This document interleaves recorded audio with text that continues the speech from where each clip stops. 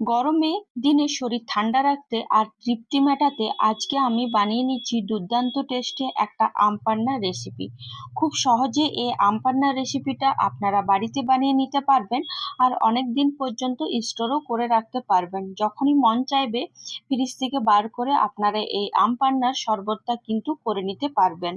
এই প্রচন্ড গরমে শরীর ঠান্ডাও রাখবে আর এক গ্লাস এই আম পান্নার শরবত খাবেন, একদম ঠান্ডা হয়ে যাবে। আর এই আজকে আপনাদেরকে একদম পারফেক্ট ভাবে আমি আম পান্নার শরবত করে দেখাবো।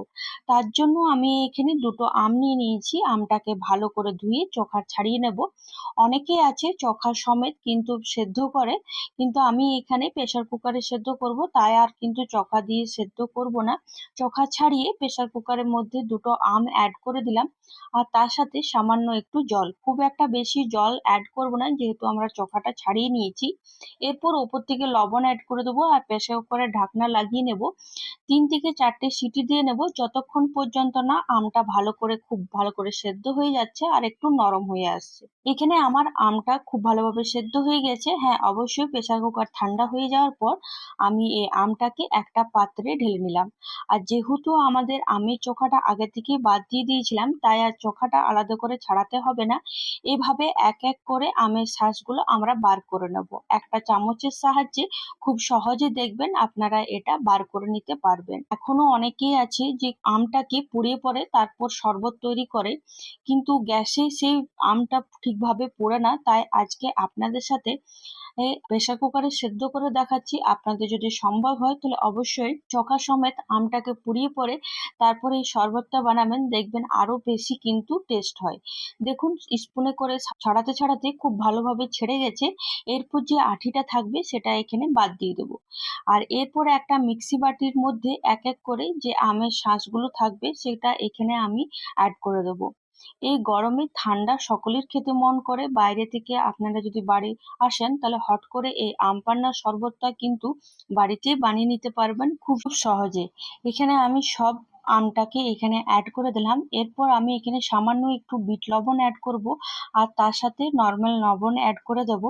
এরপর আমি কিছুটা বেশ মৌরি অ্যাড করব, যাতে মৌরিটাও আমাদের পেট ঠান্ডা রাখে, ওই জন্য মৌরি অ্যাড করেছি। তার সাথে কাঁচা লঙ্কা আর আদা। আপনারা চাইলে মৌরিটা কিন্তু স্কিপও করতে পারেন। যদি আপনাদের হাতে মৌরি থাকে তাহলে অবশ্যই কিন্তু সামান্য একটু মৌরি দেবেন। এরপর বেশ কিছুটা পুদিনা পাতা অ্যাড করে দিলাম আর তার সাথে 1 কাপের মতন চিনি।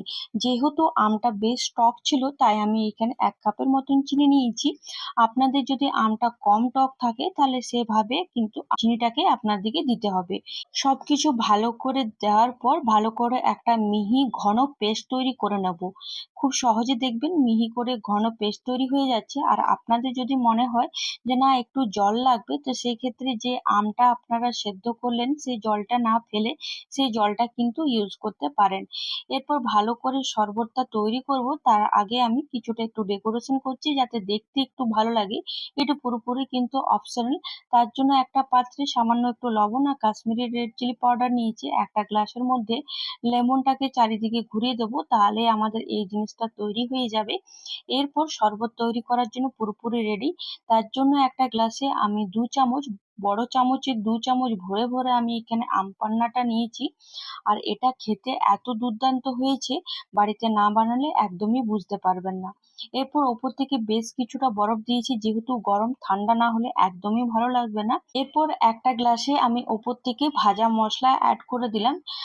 এই ভাজা মশলাটা আমি গোটা জিরে আর গোটা ধনে শুকনো লঙ্কাকে ড্রাই রোস্ট করে তারপর গুঁড়ো করে নিয়েছি, সেই ভাজা মশলাটা এখানে অ্যাড করে দিলাম। আর বাকি দুটোতে আমি কিন্তু ভাজা মশলা দিইনি। আপনারা চাইলে দিতেও পারবেন বা পুরোপুরি কিন্তু স্কিপ করে দিতে পারবেন। এরপর ভালো করে মিশিয়ে নিলে আমাদের এই আম পান্নাটা শরবতটা একদম রেডি। গরমে শরীর ঠান্ডা রাখতে দুর্দান্ত কাজ করবে। অবশ্যই একবার এভাবে বানিয়ে দেখবেন আর আমাকে কিন্তু জানাতে ভুলবেন না যে আপনাদের কেমন লাগলো। আশা করি আপনাদের সকলের এই ভিডিওটা খুব ভালো লেগেছে।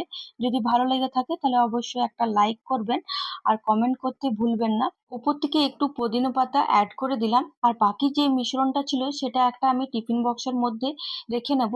এই গরমে যখনই মন চাইবে ফ্রিজ থেকে বার করে অবশ্যই এই আম পান্নার শরবতটা বানিয়ে নিতে পারবেন। আর অবশ্যই এই ট্রিক্সে একবার করে আমাকে কমেন্টে জানাতে ভুলবেন না।